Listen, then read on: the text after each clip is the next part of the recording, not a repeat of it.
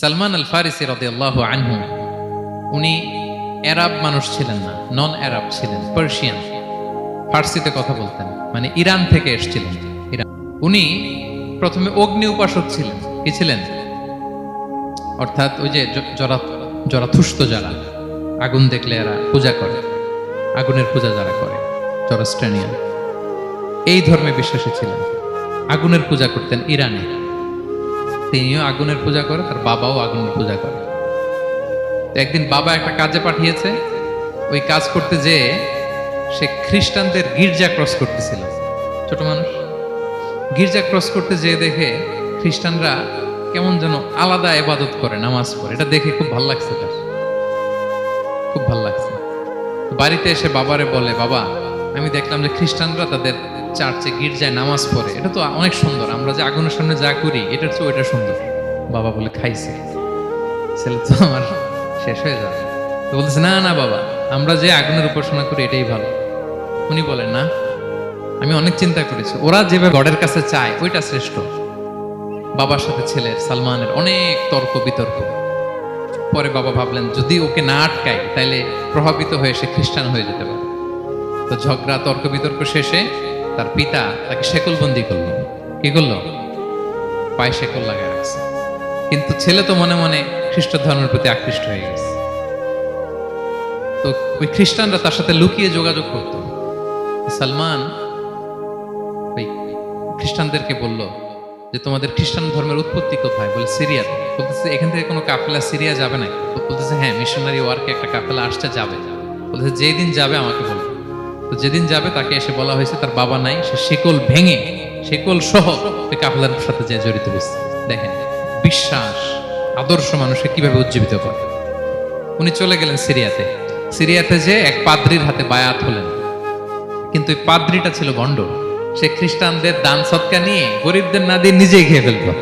বেচারা পড়লো বিপদে, যে হায় রে, এত সুন্দর ধর্মরে কারাপ্টেড করতেছে সে। পরে এই পাদ্রি যখন মারা গেল, সালমান সে আরেক পাদ্রির কাছে গেল। আরেক পাদ্রির কাছে গেল। ওই পাদ্রি আবার অনেক ভালো, খুবই ইবাদত করে। তো ওই পাদ্রি কিছুদিন থাকার পরে ওই পাদ্রিও মারা গেল। ওই মারা যাওয়ার আগে সে জিজ্ঞেস করতেছিল যে, পাদ্রি, এই বর্তমান পৃথিবীতে সবচেয়ে ভালো খ্রিস্টান পাদ্রি কে? বলতেছে, আর কেউ নাই।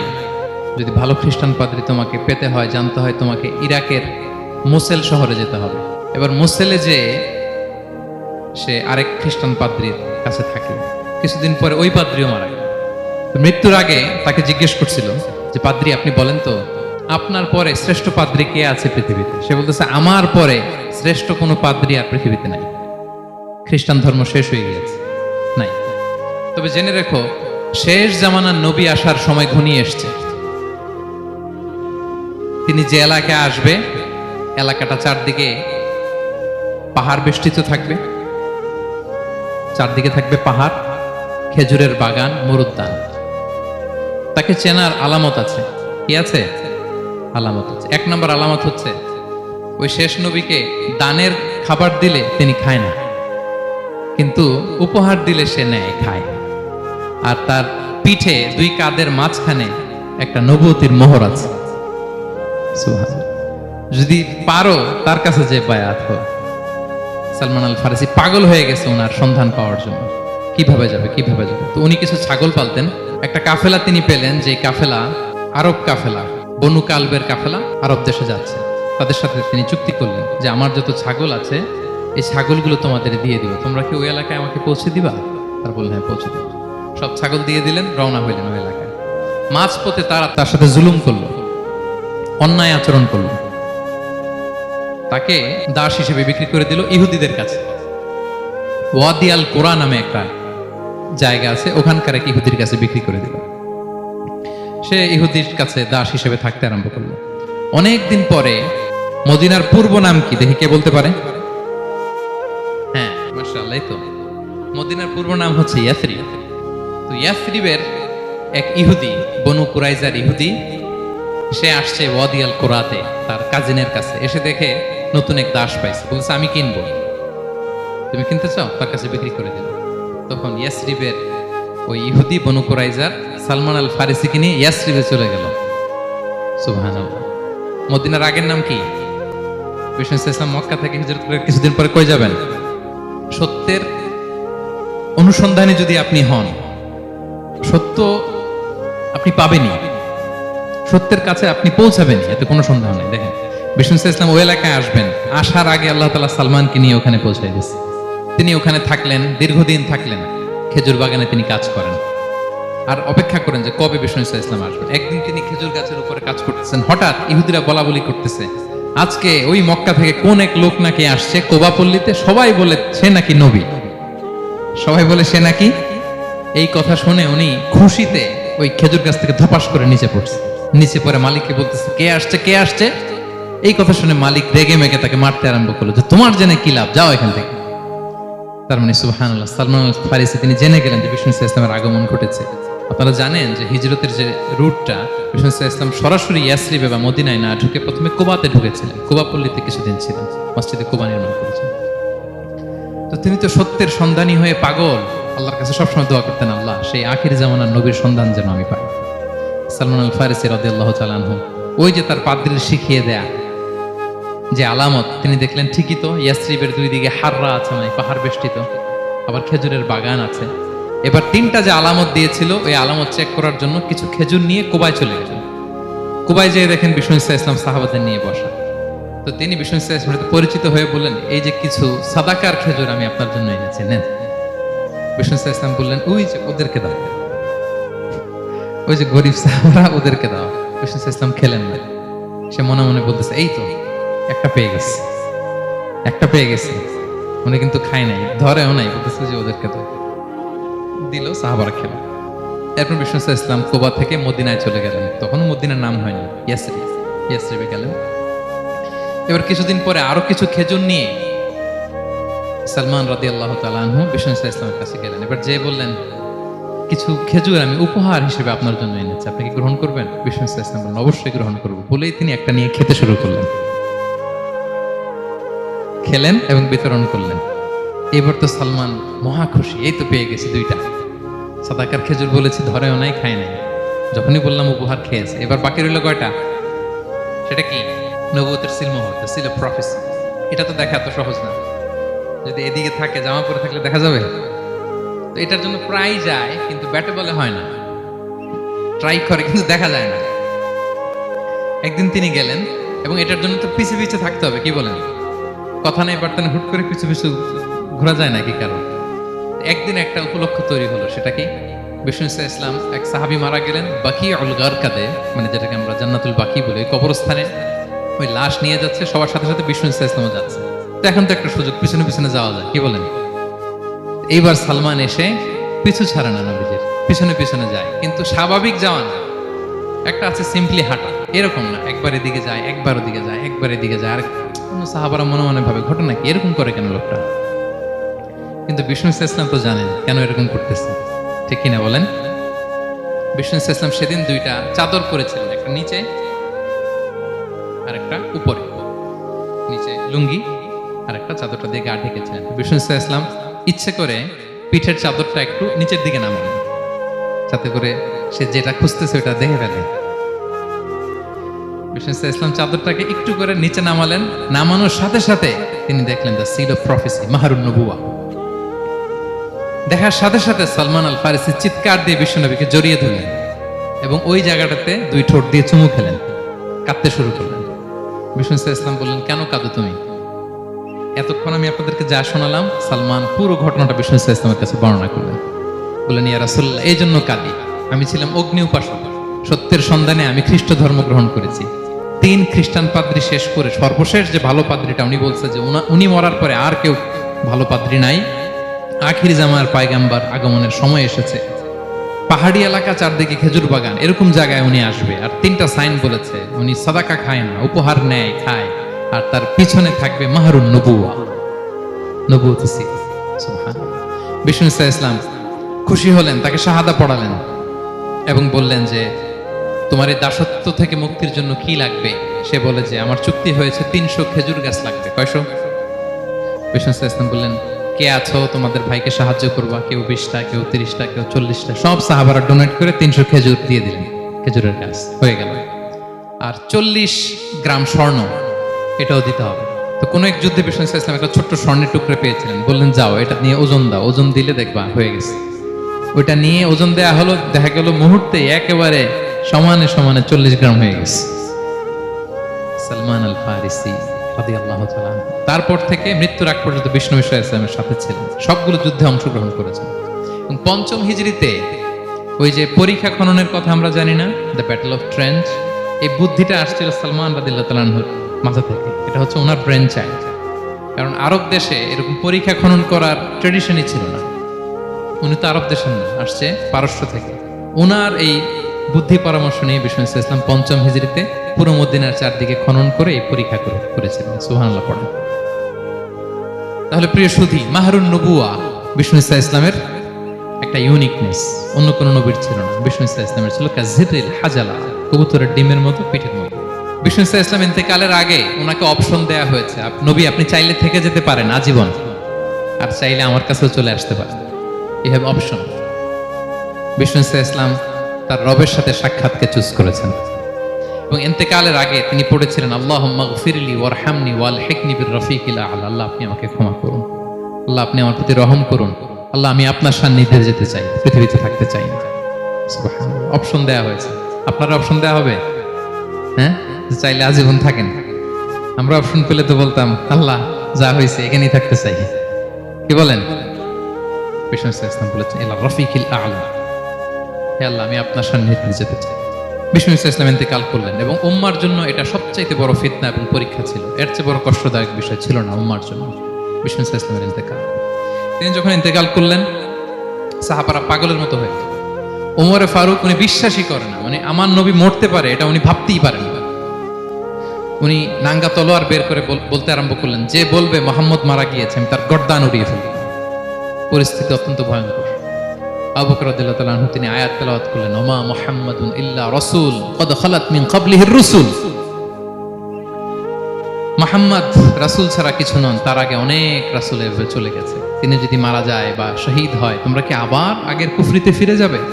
এই আয়াত যখন তেলাওয়াত করলেন ওমর ফারুক হাঁটু গেড়ে বসলেন। তিনি বললেন, এই আয়াত তো আমি আগেও জানতাম, অনেক তেলাওয়াত করেছি, কিন্তু আমার মনে হলো এই মাত্র আয়াতটা নতুন করে শুনলাম, এই মাত্রই বোধহয় কোরআনের এই আয়াতটা নাজিল হয়েছে। সাকিফায়ে বনু সাঈদার মধ্যে সবাই বসে আবু বকর রাদিয়াল্লাহু তাআলা আনহুকে খলিফা হিসেবে নির্বাচিত করা হলো। বিষ্ণু ইসলামের ইন্তেকাল শেষ, গোসল দেয়া শেষ। আমরা যেমনি মারা গেলে আমাদের জামা খুলে অন্য একটা জামা পরিয়ে গোসল দেয়া হয়, বিষ্ণু ইসলামের ক্ষেত্রে এটা হয়নি। ওনার গায়ের জামা খোলা হয়নি, যে জামাটা ছিল ওই জামাটার উপরই গোসল দেয়া হয়েছে। ওনার ইউনিকনেস। এবং বিষ্ণু ইসলামের জানাজার নামাজে কেউ ইমামতি করেনি। কে হবেন ইমাম? উনিই তো ইমাম, গোটা বিশ্বের ইমাম, ঠিক কিনা বলেন? কে হবে ওনার জানাজার ইমাম? কেউ না। সাহাবারা ডিসাইড করলেন কেউ ইমামতি করবে না। 5-7 জন করে দরজা দিয়ে, এই দরজা দিয়ে ঢুকে নিজেরা জানাজার নামাজ পড়ে ওদিক দিয়ে বের হয়ে যাচ্ছে। এইভাবে পুরা উম্মাহ, সব সাহাবারা নিজেরা জানাজার নামাজ পড়েছে।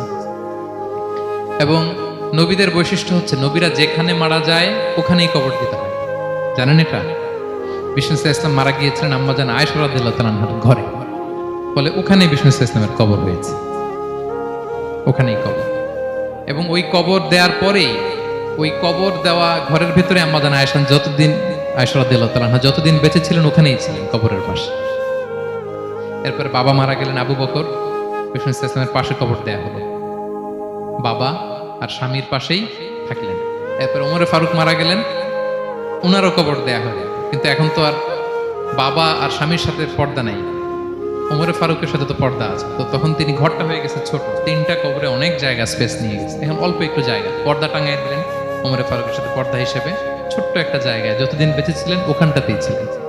ওমরে ফারুক যখন আমিরুল মুমিনিন খলিফা, তখন ছেলে আব্দুল্লাহকে পাঠিয়েছিলেন যে যাও একটা অনুমতি আগে থেকে নিয়ে রাখো আম্মাজান আয়েশার কাছ থেকে, যেহেতু ঘরটা ওনাকে বলে রাখো যে আমি মারা গেলে যেন আমার 2 বন্ধু মুহাম্মদ সাল্লাল্লাহু আলাইহি ওয়াসাল্লাম এবং আবু বকরের পাশে যেন কবর দেয়া হয়। আব্দুল্লাহ এসে বলল, আব্বা জান তো এই পয়গাম পাঠিয়েছেন। আয়েশা রাদিয়াল্লাহু তাআলা আনহা বললেন, আমার খুব ইচ্ছা ছিল আমি আমার স্বামী এবং বাবার পাশে শুব, কিন্তু আমিরুল মুমিনিন যখন চেয়েছেন এটাকে আমি ফিরিয়ে দিতে পারি না। ঠিক আছে যাও, তোমার আব্বাকে বলো তোমার আব্বাই শোবেন ওই জায়গায়। আচ্ছা, তো তো ওমরে ফারুক আপনারা জানেন অ্যাসাসিনেশন ইন্তেকাল করেছেন, আত্মাইর আঘাতে ছুরিকাঘাত করা হয়েছে, কয়েকবার স্টেবিং। এত জখম হয়েছে, দুধ দিলে ওই জায়গা দিয়ে দুধ বের হয়ে যায় না, বীজ পানি দিলে বের হয়ে যায়। তো সবাই বললো আমিরুল মুমিনিন আপনি এবার ওসিয়ত করেন, কে হবে আপনার পরে লিডারশিপ, কে নিবে, মুসলিম উম্মাত অনেক বড় হয়ে গেছে। তখন তিনি ওসিয়ত করলেন এবং ছেলেকে আব্দুল্লাহকে আবার বললেন যে আব্দুল্লাহ আবার যাও, যে আম্মা জানের থেকে অনুমতি নাও। অনুমতি না নিলাম আর অনেক আগে, উনি তো বলছে আপনি মারা গেলে ওখানেই শোবেন, বলতেছে না তখন আমি আমিরুল মুমিনিন ছিলাম, এখন তো কিছুক্ষণ পরেই মারা যাবে, এমন হতে পারে আমার ভয়ে বা লজ্জায় তখন অনুমতি দিছে, এখন আর দিবেন, আবার যাও। আবার গেল, আয়েশা রাদিয়াল্লাহু আনহা বললেন না এখন আমি আগের কথার উপরে আছি, তোমার আব্বাই সেখানে শোবে। সুবহানাল্লাহ। ওমরে ফারুক ওখানে শুলেন, তখন তিনি পর্দা আরম্ভ করলেন আম্মাজান আয়েশা। তাহলে রাসূল সাল্লাল্লাহু আলাইহি ওয়াসাল্লামের কবরটা হচ্ছে আম্মাজান আয়েশা রাদিয়াল্লাহু আনহার ঘরের ভেতরেই। আপনারা মসজিদে নববী যারা ভিজিট করেছেন তারা জানেন যে আপনারা যখন কিবলামুখী হয়ে নামাজ পড়েন, বাম দিকে বিষ্ণু ইসলামের কবর, সেখানে রাসূল সাল্লাল্লাহু আলাইহি ওয়াসাল্লামের পাশে আবু বকর এবং ওমরে ফারুক রাদিয়াল্লাহু তাআলা আনহুমা শুয়ে আছেন।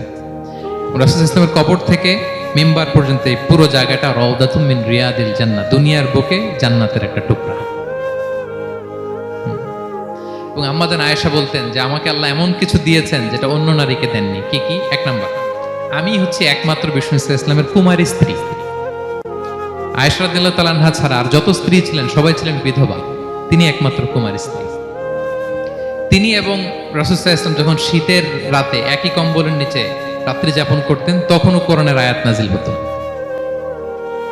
আম্মাজান আয়েশা বলেন আমার চরিত্রের উপর কালিমা লেপন করতে চেয়েছিল মদিনার মুনাফিকেরা, আমার পবিত্রতা বর্ণনা করে সূরা আহজাবে আল্লাহ তাআলা কোরআনের আয়াত নাজিল করেছেন।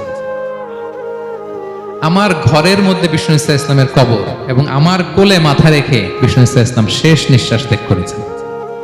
অন্য কোন নারীকে, কোন স্ত্রীকে আল্লাহ তাআলা এই সৌভাগ্য দেন নাই। আল্লাহু আকবার।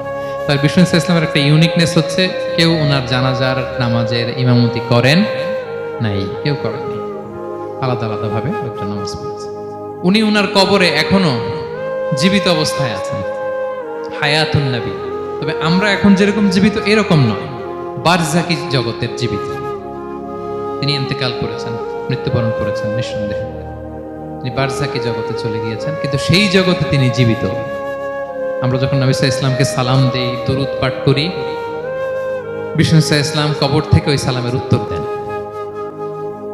আল্লাহ তাআলা ওনার রূহটাকে ফিরিয়ে দেন, উত্তর দেন। সাহাবারা বললেন ইয়া রাসূলুল্লাহ, কিভাবে আপনি উত্তর দেন? আপনার দেহ মাটি খেয়ে ফেলবে না? রাসূল সাল্লাল্লাহু আলাইহি ওয়াসাল্লাম বললেন ইন্নাল্লাহ তাবারাকা ওয়া তাআলা হারামা আলাল আরদি আজসাদাল আম্বিয়া, আল্লাহ তাআলা নবীদের দেহকে নষ্ট করা মাটির জন্য হারাম করে দিয়েছেন। কোনো মাটি কোনো নবীর দেহকে টাচ করতে পারে না, নষ্ট করতে পারে না। নবীরা কবরে জীবিত, সেখানে সালাত আদায় করে, তাদেরকে স্পেশাল রিজিক দেওয়া হয়। এটাকেই বলা হয় হায়াতুন নবী, তিনি বারজাকি জগতে জীবিত। এবার কিয়ামতে বিষ্ণু সাল্লাল্লাহু আলাইহি ওয়াসাল্লামের কি ফিচার থাকবে একটু কিয়ামতটা শুনে শেষ করি। বিষ্ণু সাল্লাল্লাহু আলাইহি ওয়াসাল্লাম বলেন আনা আউয়ালু মান ইয়ানশাক্কু আনহুল কবর, কিয়ামতের দিন ময়দানে মাহশারে, হাশরের ময়দানে সর্বপ্রথম আমি কবর ফুঁড়ে উপরে উঠে দাঁড়াবো। কে উঠে দাঁড়াবে? বিষ্ণু সাল্লাল্লাহু আলাইহি ওয়াসাল্লাম সর্বপ্রথম কবর ফুঁড়ে উনি উঠে দাঁড়াবেন। এবং হাশরের ময়দানে উনি কোথায় দাঁড়াবেন? ওনার জন্য একটা স্পেশাল জায়গা থাকবে, জায়গাটার নাম হচ্ছে মাকামে মাহমুদ। জায়গাটার নাম কি? মাকামে মাহমুদ। ওইখানে বিষ্ণু সাল্লাল্লাহু আলাইহি ওয়াসাল্লাম মাকামে মাহমুদে দাঁড়াবেন। আল্লাহ তাআলা বলেন ওয়ামিনাল লাইলি ফাতাহাজ্জাদ বিহি নাফিলাতাল লাক আসা আই ইয়াবআসাকা রাব্বুকা মাকামান মাহমুদা। ওখানে বিষ্ণু সাল্লাল্লাহু আলাইহি ওয়াসাল্লাম দাঁড়াবেন। এবং বিষ্ণু সাল্লাল্লাহু আলাইহি ওয়াসাল্লাম বলেন আযান শোনার পরে কেউ যদি এই দোয়াটা পড়ে, আল্লাহুম্মা রাব্বা হাযিহিদ দা'ওয়াতিত তাম্মা ওয়াস সালাতিল কাইমা আতি মুহাম্মাদানিল ওয়াসিলাতা ওয়াল ফাদিলা ওয়া বা'আথহু মাকামান মাহমুদা আল্লাযী ওয়া'আদতা, এই দোয়াটা যে পড়ে আযান শোনার পরে, বিষ্ণু সাল্লাল্লাহু আলাইহি ওয়াসাল্লাম বলেন হাল্লাত লাহু শাফাআতি ইয়াউমাল কিয়ামা, কিয়ামতের দিন তার জন্য সুপারিশ করা আমি নবীর জন্য ওয়াজিব হয়ে যায়। যারা পড়েন না পড়বেন, মাকামে মাহমুদে তিনি সেজদায় লুটিয়ে থাকবেন এবং সেদিন তিনি সুপারিশ করবেন, সাহিবুশ শাফাআ, তিনি সুপারিশ করবেন। অন্য কোন নবী সুপারিশের সাহস করবে, স্পর্ধাও দেখাবে। আদম আলাইহিস সালাম, নূহ আলাইহিস সালাম, ইব্রাহিম আলাইহিস সালাম সবাই একজন আরেকজনকে রেফার করে, একজন আরেকজনকে রেফার করে, আমি পারবো না, উনি উনি উনি উনি বলতে বলতে বিষ্ণু ইসলামের কাছে যাবে। মানুষগুলো হয়রান হয়ে যাবে, ক্লান্ত শ্রান্ত ঘর্মাক্ত পিপাসার্ত মানুষগুলো। 50,000 বছর হবে সেই দিনটা, কিয়ামতের দিন। মানুষগুলো পেরেশান, যেই নবীর কাছে যায় বলে পারবো না, উনি উনি শেষ পর্যন্ত এটা যে বিষ্ণু ইসলামের কাছে ঠেকবে। বিষ্ণু ইসলাম কোথায় থাকবেন যেন, জায়গাটার নাম মাকামে মাহমুদে সেজদা অবস্থায় থাকবেন। সেজদা অবস্থায় থাকবে, সব নবীরা বলবে নাফসি নাফসি, আল্লাহ তুমি আমারে বাঁচাও, আল্লাহ আমারে বাঁচাও, আল্লাহ আমারে বাঁচাও। কিন্তু বিষ্ণু ইসলাম সেই মাকামে মাহমুদের সেজদায় লুটিয়ে কাঁদতে থাকবেন আর বলবেন উম্মতি উম্মতি উম্মতি, হে আল্লাহ আমার গুনাহগার উম্মতকে বাঁচাও, আল্লাহ আমার গুনাহগার উম্মতকে তুমি বাঁচাও। কাঁদতে থাকবেন বিষ্ণু ইসলাম ওই জায়গায়। তখন আল্লাহ তাআলা বলবেন ইয়া মুহাম্মদ ইরফা রাসাক, হে মুহাম্মদ মাথা তোলো, কুল তুসমা, আজকে তুমি যা বলবে তাই শোনা হবে, সাল তু'তা, যা চাবে তাই দেয়া হবে, ওয়াশফা তুশাফা, যার জন্য সুপারিশ করা হবে, যার জন্য সুপারিশ তুমি করবে তার জন্যই সুপারিশ কবুল করা হবে। বিষ্ণু ইসলাম তখন সুপারিশ করবেন, শুরু করবেন স্টার্টিং। তো বিষ্ণু ইসলামের সুপারিশ আমরা চাই কি চাই না বলেন? আল্লাহ তাআলা আমাদেরকে বিষ্ণু ইসলামের সুপারিশ লাভে ধন্য করুক, আমরা পড়ি আমিন। বিষ্ণু ইসলাম স্টার্ট করবেন সুপারিশ করা এবং হাউজে কাউসারের পানি বিতরণ শুরু করবেন। হাউজে কাউসারের নাম শুনেছেন? ইন্না আ'তাইনা কাল কাউসার, হে নবী আমি আপনাকে কাউসার দিয়েছি। কাউসারের একটা ব্যাখ্যা হচ্ছে প্রভূত কল্যাণ, আর একটা ব্যাখ্যা হচ্ছে এই কিয়ামতের দিন হাউজে কাউসার দেওয়া হবে বিষ্ণু ইসলামকে। এটা কত বড়? বিষ্ণু ইসলাম বলেন হাউদি মাসিরাতু শাহর, 1 মাসের দূরত্ব। এত বড় চৌবাচ্চা হবে হাউজে কাউসারের চৌবাচ্চাটা। বিষ্ণু ইসলাম বলেন এই মাথা থেকে ওই মাথায় পৌঁছতে 1 মাস লাগবে। কয় মাস? তার মানে সাইজে খুবই ছোট, তাই না? ছোট? আওয়াজ করে বলুন, ছোট না বড়? বিশাল বিশাল বিশাল। হাউজে কাউসারের পানিটা কেমন হবে? মা উহু আবিয়াদু মিনাল লাবান, দুধের চেয়েও সাদা, মধুর চেয়েও মিষ্টি, বরফের চেয়েও ঠান্ডা, আতিয়াবু মিনাল মিসকি, মিসকের চেয়েও সুগন্ধ সম্পন্ন, কিজানুহু কানুজুমিস সামা, আকাশের তারা যত বেশি, হাউজে কাউসারের যে পান পেয়ালা থাকবে আশেপাশে পেয়ালাগুলোর সংখ্যা আকাশের তারার চাইতেও বেশি। বিষ্ণু ইসলাম হাউজে কাউসারের পানি বিতরণ করবেন, সবাই বিশ্বাসী উম্মতেরা সেটা পান করবে। আর একবার যে পান করবে চিরকালের জন্য গলা থেকে তৃষ্ণা মিটে যাবে। একদল এসে বলবে ইয়া রাসূলুল্লাহ আমাদেরকে দেন, আমাদেরকে দেন। তখন ফেরেশতারা বলবে ইয়া রাসূলুল্লাহ এদেরকে দিবেন না, কারণ ফা ইন্নাকা লা তাদরি মা আহদাসু বা'দাক, আপনি জানেন না তারা আপনার পরে আপনার দিনকে বিকৃত করেছে। কি করেছে? আপনি যে দিন ইসলাম রেখে গিয়েছেন ওইটা পালন না করে নিজের মন মতো অনেক কিছু ঢুকাইছে, লাফালাফি নাচানাচি, এরকম আছে না নাই? মন মতো বানাই নিছে। হে নবী আপনার পরে মন মতো তারা ইসলাম পালন করেছে, বিকৃত করেছে, আপনি তাদেরকে দিবেন না। ইসলাম দিতে যাবেন, যখন এটা শুনবেন বলবেন সুহকান সুহকান লিমান গায়্যারা বা'দি, দূর হও দূর হও, যারা আমার পরে আমার রেখে যাওয়া দিন ইসলামকে বিকৃত করেছো তাদের জন্য হাউজে কাউসারের পানি নয়, দূর হও। ফিহি আবারিকুল যাহাবি ওয়াল ফিদ্দা, এই পান পেয়ালাগুলো এগুলো made of silver and gold, সোনা রূপা দিয়ে তৈরি। সুবহানাল্লাহ বলেন। আমরা যেন বিষ্ণু ইসলামের হাত থেকে নেয়া সে হাউজে কাউসারের পানি খেয়ে সেদিন আমাদের তৃষ্ণা নিবারণ করতে পারি। প্রিয় ভাইরা, সর্বশেষ বিষ্ণু ইসলামের সর্বশেষ যে ফিচার সেটা হচ্ছে বিষ্ণু ইসলাম বলেন আনা আউয়ালু কারিই বাবিল জান্নাহ, I am the first one who knock the door of paradise, আমি হচ্ছি ওই ব্যক্তি যে সর্বপ্রথম আল্লাহর জান্নাতের দরজায় যে নক করবে। বিচার শেষে সর্বপ্রথম জান্নাতের দরজায় নক করবে কে? বিষ্ণু ইসলাম।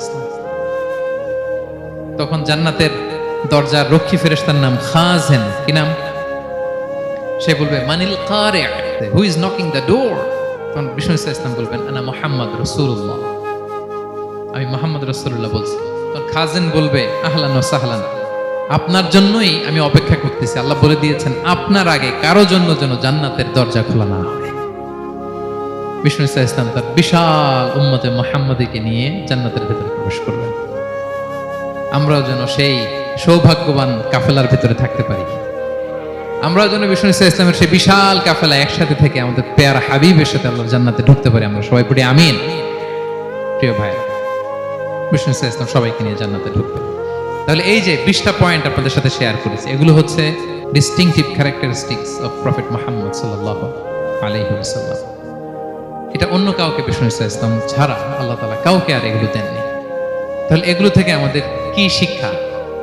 কয়েকটা লেসন শেয়ার করে আমরা শেষ করে দেবো ইনশাআল্লাহ। 1 নাম্বার লেসন হচ্ছে প্রিয় ভাইরা, বিষ্ণু ইসলামের এই ইউনিক ফিচার গুলো শুনে আমরা কি বুঝলাম, কি জানলাম, সেটা হচ্ছে প্রথম লেসন হচ্ছে আমাদের এই যে আপনারা অনেকে দেখলাম যে শুনে অবাক হচ্ছেন এবং অনেকে বলতেছেন যে এই প্রথম শুনলাম এটা। তার মানে অনেক কিছু আমরা জানি, কিন্তু বিষ্ণু ইসলামের জীবনের ব্যাপারে অনেক কিছু আমরা জানি না। আমরা কেউ শেক্সপিয়ার পড়েছি, কার্ল মার্কস পড়েছি, রবীন্দ্রনাথ পড়েছি ঠিকই, বঙ্কিমচন্দ্র চট্টোপাধ্যায় পড়েছি, শরৎচন্দ্র পড়েছি, হুমায়ুন আহমেদ পড়েছি, হ্যারি পটার পড়েছি, কেউ কত কি যে উপন্যাস গল্প বাকি নাই আমাদের, সব পড়েছি, কিন্তু বিষ্ণু ইসলামের একটা সিরাত উল্টে দেখা হয়নি। এরকম আছে না নাই? অনেক পড়েছি কিন্তু বিষ্ণু ইসলামের সিরাত পড়ি নাই, তার মানে কিছুই পড়িনি। প্রথম লেসন হচ্ছে একবার হলেও জীবনে আমাদের বিষ্ণু ইসলামের সিরাতটা পড়ে দেখা উচিত। আগামী বছরের রবিউল আউয়াল আসার আগে আমরা একটা ভালো সিরাত গ্রন্থ শুরু থেকে শেষ পর্যন্ত পড়ব। তাহলে রাসূল ইসলামের সিরাত যেন আমরা পড়ি প্রিয় ভাই। 1 নম্বর লেসন, যারা পড়েছেন তারা আবার নতুন করে পড়বেন, নতুন করে রিভাইজ দিবেন, কি বলেন? 2 নম্বর লেসন হচ্ছে কেন আমরা পড়ব। রাসূল ইসলামের জীবনী পড়ার মধ্য দিয়ে প্রিয় নবীজির প্রতি আমাদের ভালোবাসা বৃদ্ধি পায়। এই যে আজকে এটা শুনে আপনাদের প্রিয় নবী ইসলামের প্রতি আকর্ষণ, ভালোবাসা বৃদ্ধি পেয়েছে না? বলেন, পেয়েছে। সিরাত যখন আপনি পড়বেন আপনি অবাক হবেন, এত চমৎকার জীবনে ছিল আমার প্রিয় নবীজির, ওনার প্রতি ভালোবাসা বৃদ্ধি পাবে।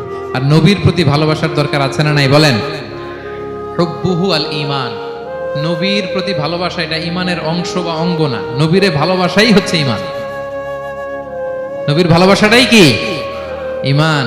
আপনার নবীর ভালোবাসা নাই তো আপনার ঈমানই নাই। বিষ্ণু বলেন, লা ইউমিনু আহাদুকুম হাত্তা আকুনা আহাব্বা ইলাইহি মিন ওয়ালাদিহি ওয়া ওয়ালিদিহি ওয়ান নাসি আজমাইন। বিষ্ণু বলেন, সে প্রকৃত মুমিনই হতে পারবে না যতক্ষণ না সে তার সন্তানের চেয়ে, তার পিতার চেয়ে, দুনিয়ার সবকিছুর চাইতে আমি নবীকে যদি বেশি প্রায়োরিটি না দেয়, আমি নবীকে যদি সবচেয়ে বেশি ভালো না বাসে, সে মুমিনই হতে পারবে না। তাহলে আমাদের হৃদয়ে সবচেয়ে বেশি থাকতে হবে বিশ্বনবীর ভালোবাসা, ঠিক কিনা বলেন? এই যে আমরা মুম্বাইতে ভারতের কারা কারা বিশ্বনবীর নামে কটূক্তি করেছে, 12,000 নবী প্রেমিক মার্চ টু মুম্বাই ঘোষণা দিয়েছে, ঠিক কিনা বলেন? এটা হচ্ছে নবীর প্রতি ভালোবাসা, এটাই ঈমান। বিষ্ণু সাল্লাল্লাহু যখন এই হাদিস বললেন যে সবচাইতে যদি আমাকে কেউ ভালো না বাসে সে মুমিন নয়, ওমরে ফারুক তো অবাক হয়ে গেলেন। উনি কিছুক্ষণ আগে বলতেছিলেন যে ইয়া রাসূলুল্লাহ, আমি আপনাকে সবচাইতে বেশি ভালোবাসি, তবে ইল্লা নাফসি, আমার নিজের আত্মাটারে আমি এর চেয়ে বেশি ভালোবাসি, সবচেয়ে বেশি ভালোবাসি আমার আত্মাটারে, এরপরে ভালোবাসি আপনাকে। রাসূল সাল্লাল্লাহু আলাইহি ওয়াসাল্লাম বললেন, লা ইয়া ওমর, তোমার ঈমান এখনো পূর্ণ হয়নি। ওমরে ফারুক অবাক হলেন, শকড।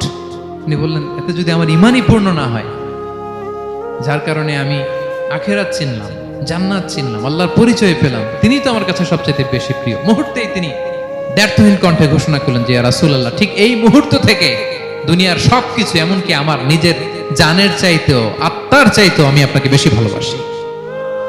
বিশ্বনবী বললেন, সহিহ বুখারীর বর্ণনা, আল আন ইয়া ওমর, ওমর এখন কামুলা ঈমানু, এই মাত্র তোমার ঈমানটা পরিপূর্ণ হয়েছে। তাহলে আপনি যদি সিরাত পড়েন আপনার ঈমান পূর্ণ হবে, ঈমানের পূর্ণতা প্রাপ্তি হবে। 3 নম্বর লেসন হচ্ছে সিরাত পড়লে যে লাভ। রাসূল সাল্লাল্লাহু আলাইহি ওয়াসাল্লামের জীবনে অনেক আপস এন্ড ডাউনস ছিল, বিপদ ছিল, চড়াই উতরাই পেরিয়ে তিনি শেষ পর্যন্ত গিয়েছেন। এই বিপদগুলো আপনার জীবনেও আসে, সেক্ষেত্রে আপনি কানেক্ট করতে পারবেন। যেমন আপনার জীবনে আপনি অসুস্থ হন না মাঝে মাঝে, নবীও অসুস্থ হতেন, তো আপনি জানতে পারবেন যে উনি অসুস্থ হলে কি করতেন। আপনার জীবনে যেমনি বিপদ আসে, রাসূল সাল্লাল্লাহু আলাইহি ওয়াসাল্লামের জীবনে তো বিপদ এসেছে, তাহলে বিপদগ্রস্ত হলে কি করতে হবে এটা আপনি জানতে পারবেন। যারা বিবাহিত, মাঝে মাঝে স্ত্রীর সাথে মনোমালিন্য হয় না? কথা কন না কেন? হয়। রাসূল সাল্লাল্লাহু আলাইহি ওয়াসাল্লামেরও হতো এটা, মানবীয় কারণে স্ত্রীদের সাথে মনোমালিন্য হতো। ওই পরিস্থিতিতে রাসূল সাল্লাল্লাহু আলাইহি ওয়াসাল্লাম কিভাবে ডিল করতেন? সমাধান পাবেন, সলিউশন পাবেন, সান্ত্বনা পাবেন। তাহলে জীবনের পরতে পরতে আপনি রাসূল সাল্লাল্লাহু আলাইহি ওয়াসাল্লামের সিরাত থেকে সমাধান খুঁজে পাবেন, সান্ত্বনা পাবেন যদি সিরাত পড়েন। 4 নাম্বার, সিরাত অধ্যয়নের মাধ্যমে তাকে ফলো করার অনুপ্রেরণা পাওয়া যায়। আমরা ফলো করব কাকে? মুহাম্মদ সাল্লাল্লাহু, আমরা হচ্ছে তার ফলোয়ার, মুহাম্মদ সাল্লাল্লাহু আলাইহি ওয়াসাল্লামের ফলোয়ার, ঠিক কিনা বলেন? এবং আল্লাহর ভালোবাসা যদি আমরা পেতে চাই, আল্লাহ বলেন ফাত্তাবিউনি ইউহিব্বুকুমুল্লাহ, যদি আল্লাহর ভালোবাসা চাও নবী সাল্লাল্লাহু আলাইহি ওয়াসাল্লামের অনুসরণ করো, এটা আবশ্যক, করতেই হবে। তাহলে সিরাত যদি আমরা পাঠ করি, তার বিষ্ণু সাল্লাল্লাহু আলাইহি ওয়াসাল্লামকে অনুসরণ করার প্রেরণা আমাদের মধ্যে আসবে। সব শেষ কথা হচ্ছে তার প্রতি ভালোবাসার নমুনা হিসেবে আমরা যেন তার প্রতি বেশি বেশি দুরূদ শরীফ পড়ি। আল্লাহুম্মা সাল্লি ওয়া সাল্লিম ওয়া বারিক আলাইহি সাল্লাল্লাহু আলাইহি ওয়া সাল্লাম। আল্লাহুম্মা সাল্লি আলা মুহাম্মাদ ওয়া আলা আলি মুহাম্মাদ কামা সাল্লাইতা আলা ইব্রাহিম ওয়া আলা আলি ইব্রাহিম ইন্নাকা হামিদুম মাজিদ। আল্লাহুম্মা বারিক আলা মুহাম্মাদ ওয়া আলা আলি মুহাম্মাদ কামা বারাকতা আলা ইব্রাহিম ওয়া আলা আলি ইব্রাহিম ইন্নাকা হামিদুম মাজিদ। পারেন না এগুলো আপনারা? যে যেটা পারেন বেশি বেশি দুরূদ পড়বেন। দুরূদ এটা এমন ইবাদত, এই ইবাদত আল্লাহ নিজেও করে, ফেরেশতাদেরও করতে বলে, আমাদেরও করতে বলে। ইন্নাল্লাহা ওয়া মালাইকাতাহু ইউসাল্লুনা আলান নবী। আল্লাহ এবং ফেরেশতা ওনারাও রাসূল সাল্লাল্লাহু আলাইহি ওয়াসাল্লামের উপর দুরূদ পাঠায়। হে বিশ্বাসীরা, ইয়া আইয়ুহাল্লাযীনা আমানু সাল্লু আলাইহি ওয়া সাল্লিমু তাসলিমা। আল্লাহুম্মা সাল্লি ওয়া সাল্লিম ওয়া বারিক আলাইহি। রাসূল সাল্লাল্লাহু আলাইহি ওয়াসাল্লামের উপর বেশি বেশি দুরূদ পাঠ করতে হবে। একবার যে দুরূদ পড়ে আল্লাহ বলে তার উপর আমি 10টা রহমত নাযিল করি। বিশেষ করে জুমার দিনে রাসূল সাল্লাল্লাহু আলাইহি ওয়াসাল্লামের প্রতি আমরা যেন বেশি বেশি দুরূদ পড়ি। কোন দিনে মনে থাকবে? জুমার দিনে এক সুন্নাত হচ্ছে সূরা কাহাফ তেলাওয়াত করা, আর একটা সুন্নাত হচ্ছে বেশি বেশি বিষ্ণু সাল্লাল্লাহু আলাইহি ওয়াসাল্লামের উপর কি পড়া? দুরূদ পাঠ করা। মনে থাকবে তো? তাহলে প্রিয় ভাইরা, আসুন আমরা প্রতিজ্ঞা করি, আমরা বিষ্ণু সাল্লাল্লাহু আলাইহি ওয়াসাল্লামের একটা ভালো সিরাত গ্রন্থ শুরু থেকে শেষ পর্যন্ত আগামী রবিউল আউয়াল মাস আসার আগে আমরা পড়ব। জীবনের প্রতিটি ক্ষেত্রে নবী সাল্লাল্লাহু আলাইহি ওয়াসাল্লামের অনুসরণ করব। হ্যাঁ, পারা যাবে? ফ্যামিলিতে, সমাজে, রাজনৈতিক ময়দানে, সব জায়গায় বিষ্ণু সাল্লাল্লাহু আলাইহি ওয়াসাল্লামের অনুসরণের দরকার আছে না নাই? তাকেই অনুসরণ করতে হবে। মুক্তি পেতে চাইলে তাকেই অনুসরণ করতে হবে। আসুন জীবনের প্রতিটি অঙ্গনে আমরা যেন শুধু তাকেই অনুসরণ করি, কারণ তাকে অনুসরণ করার মধ্যেই রয়েছে আমাদের জীবনের আলোকস্নাত মুক্তি। আল্লাহ তাআলা আমাদের সবাইকে কথাগুলো বোঝার ও আমল করার তৌফিক দান করুন। হাদা মা ইনদি ওয়াল ইলমু ইনদাল্লাহি আলাইহি।